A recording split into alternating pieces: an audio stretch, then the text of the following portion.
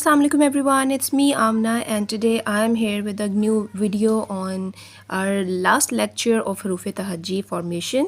हमारे पास आज जो है वो लास्ट लेक्चर है हरूफ तहज्जी की फॉर्मेशन का।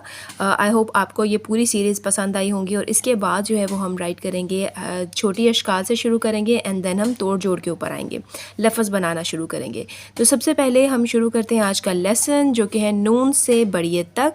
तो मेरे लिए शुरू करते हैं अपनी वीडियो।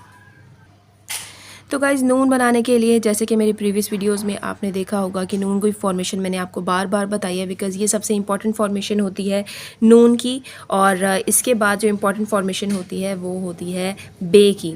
तो चलिए हम अब देखते हैं कि हम नून को कैसे राइट करते हैं। यहाँ पे आपको प्रॉपर एक और जो है वो बता देती हूँ एक और बार। तो सबसे पहले हमें अलिफ़ को राइट करना है। अलिफ़ हम देखिएगा कि बिल्कुल लाइन के सेंटर से शुरू करेंगे और बिल्कुल लाइन के ऊपर तक टच नहीं करेंगे। ठीक है, टच नहीं करेंगे तो हम लाइन को अलिफ़ को हम दोनों साइड्स पे हवा में ही रखेंगे अभी। उसके बाद हम जो लास्ट इसकी लाइन है इसको हम थोड़ा सा कर्व करेंगे और लाइन से ऊपर जो उर्दू की लाइन है पेज की उससे थोड़ा सा ऊंचा एंड देन लाइन के ऊपर हम नुक्ता लगाएंगे। तो ये हो जाएगा हमारा नून। उर्दू की लिखाई में लाइंस का बहुत ख्याल रखना पड़ता है कि कौन सी लफ्ज़ जो है वो कितना लाइन से ऊपर आएगा और कितना लाइन से नीचे जाएगा। और अगर आपकी ये लाइंस का जो डिफरेंस है थोड़ा सा भी इधर उधर होता है तो आपकी फॉर्मेशन ख़राब हो जाती है। लफ्ज़ तो आप लिख लेते हो लेकिन आपकी राइटिंग और फॉर्मेशन ख़राब हो जाती है। तो चलिए दोबारा से देखते हैं कि नून को बनाने के लिए लाइन के ऊपर अलिफ़ लगाएंगे सेंटर से, यानी इन दोनों लाइंस के दरमियान में जो सेंटर है यहाँ पर इधर से हम शुरू करेंगे और इस लाइन से बिल्कुल थोड़ा सा ऊंचा हम स्टॉप कर देंगे एंड देन यहाँ से हम इसको मूव करेंगे टेढ़ा सा स्लाइड सा और उसके बाद हम इधर से गोल करेंगे। ठीक है, यहाँ से स्लाइड सा और यहाँ से गोल एंड देन लाइन के ऊपर हम नून का नुक्ता दे देंगे। दोबारा देखें यहाँ से एंड देन नून का नुक्ता। नून सबसे इम्पॉर्टेंट अलिफ बे में नून लिखना होता है। नून के बाद आ जाता है वाव।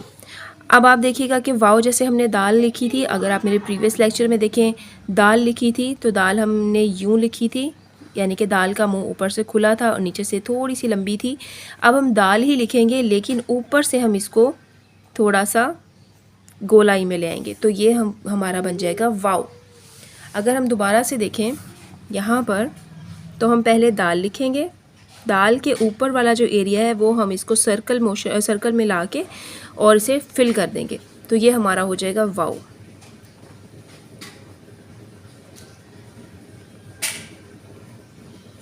ये हम फे की छोटी अशकाल भी बना सकते हैं और वाव भी बना सकते हैं।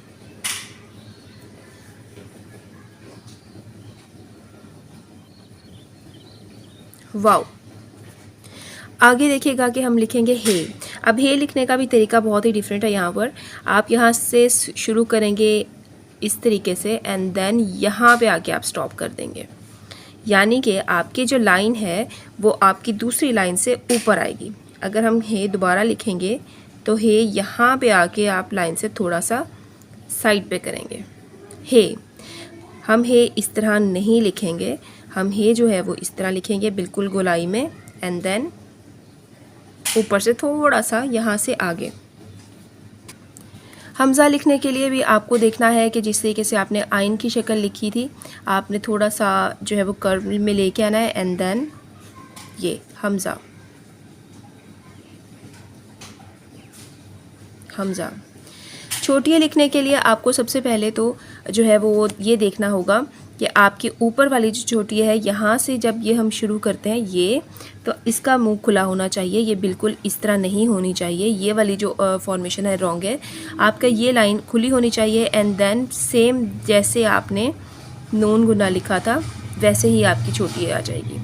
लेकिन नून गुना लिखने के लिए हमें वो सीधी लाइन करनी पड़ती है, यहाँ पे थोड़ी सी लाइन कर्व है। दोबारा देखिए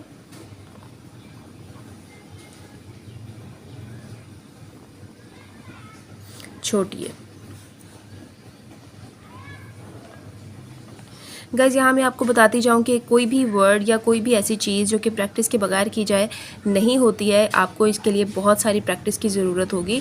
आप बार बार इसको प्रैक्टिस कीजिएगा ताकि आपकी फॉर्मेशन और आपकी उर्दू की राइटिंग इम्प्रूव हो जाए। छोटिए लिखने के बाद आगे हम लिखते हैं बड़िए।